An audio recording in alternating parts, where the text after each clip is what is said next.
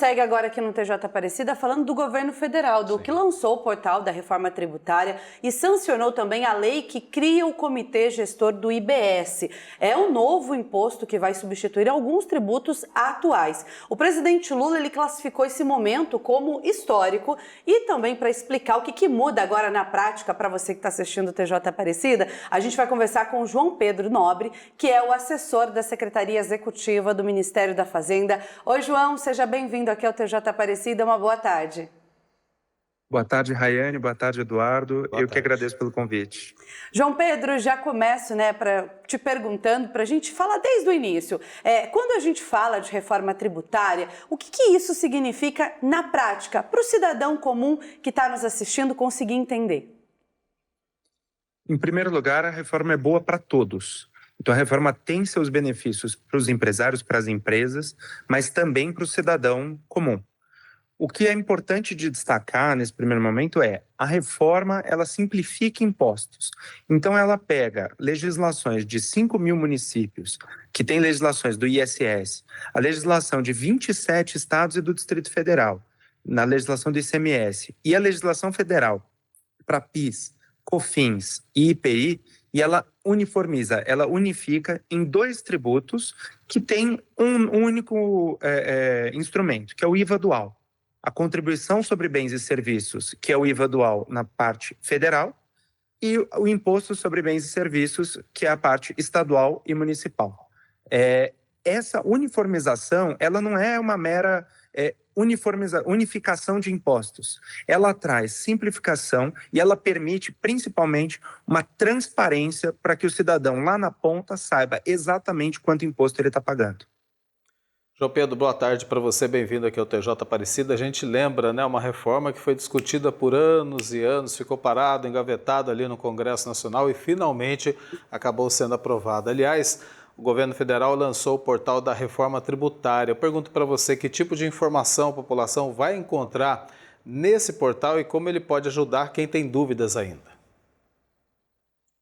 Essa plataforma lançada, ela pode ser acessada pelo site consumo.tributos.gov.br, pelo portal GovBR, e ela é em linha com esse ano de 2026. Esse ano de 2026, ele é um ano de testes, ele é um ano de adaptação de sistemas, ele é um ano de adaptação de documentos fiscais, tanto pelos contribuintes quanto pelas administrações tributárias. E a plataforma ela vai nessa linha, ela abre e ela inaugura o ambiente em que agora, com os novos tributos, com a nova reforma, será o ponto de contato entre as empresas, o cidadão e a administração tributária.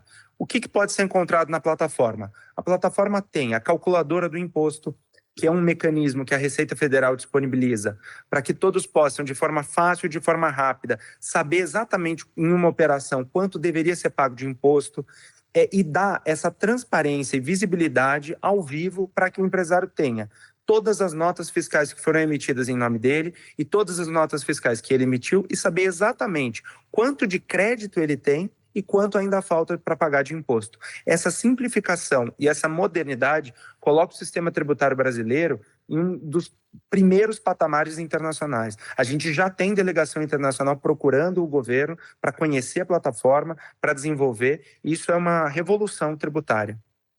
João, hoje muita gente reclama que o sistema tributário é confuso e difícil de entender, assim, na prática, né? Essa reforma, ela realmente vai simplificar a cobrança de impostos ali no dia a dia das pessoas? Sim, a resposta é sim. Como eu já havia dito, a gente hoje tem uma legislação esparsa entre diversos municípios, com legislações que hoje geram conflitos, inclusive uma guerra fiscal entre o Estado brigando com o município porque entende que aquilo é produto e não é um serviço. E com o passar dos anos, com o avanço tecnológico e a revolução tecnológica, a gente tem mais ainda essa zona cinzenta entre o que é bem e o que é serviço. A reforma ela vem para simplificar. Dizer, olha, é um único imposto, ele tem uma faceta da federação, em razão federativa, da União e dos estados e municípios, organizados no comitê gestor, mas ela é uma única legislação. E isso é importantíssimo. Além disso, agora a tributação ela vai ser no destino. Então, com isso, o consumidor que está no interior de um estado, ele vai ter, ele está, por exemplo, no interior da Paraíba, ele consome um streaming cuja sede da empresa é lá em São Paulo. Esse imposto, que hoje ele é pago lá em São Paulo, depois de uma transição, ele vai ser pago agora aonde a pessoa está consumindo. Isso é fundamental para desenvolvimento regional, isso é fundamental para ter uma distribuição de renda pelo país todo. João, eu queria falar sobre o impacto no bolso do brasileiro, mas antes colocar para você que a gente abre toda a edição aqui do TJ Aparecida uma enquete sobre um determinado assunto do dia e hoje é a questão dos impostos, né? Tá aí a pergunta, tá no nosso Instagram, inclusive, perguntando para o nosso telespectador se ele acha que paga muito imposto. Aí não tem a parcial, mas eu falo para você, 70% até agora acha injusto, acha que paga de fato muito imposto, né? Então eu pergunto para você, essa mudança da reforma tributária pode impactar preços, consumo ou serviços? O que dá para dizer desde já? Tem duas coisas que eu queria mencionar com essa pergunta. A primeira hoje a gente não sabe exatamente o quanto é pago de imposto. Existe uma coisa que chama hiato de conformidade, que é aquela pessoa aquelas grandes corporações que têm atividades que não pagam imposto, que só negam, que geram nota fria. Todo esse valor que está sendo deixado de arrecadar ou que eventualmente é pago em crédito fantasma, todo esse valor, ele é compensado. Então, quem está arrecadando por causa dessa pessoa são todos nós. São os cidadãos, são as outras empresas corretas. A reforma, ela busca reduzir isso, reduzir esse ato de conformidade. E, ao invés disso virar arrecadação, isso é distribuído para todos na forma de uma alíquota menor. Então, o que a reforma traz? Ela traz transparência sobre exatamente o quanto está sendo pago de imposto em cada operação. A gente vê lá na nota fiscal um valor, um percentual, aquilo é uma estimativa. Agora, com a reforma, depois de uma curta transição que foi em razão de arranjos federativos, a gente vai ter exatamente o quanto está sendo pago de imposto em cada nota fiscal. Essa transparência é muito importante, inclusive para a cidadania fiscal, para que o cidadão possa cobrar o governo de, olha, o meu imposto nessa operação está sendo tanto, eu agora sei o quanto ele está sendo pago. E a reforma, ela também traz o cashback do imposto. O que é isso?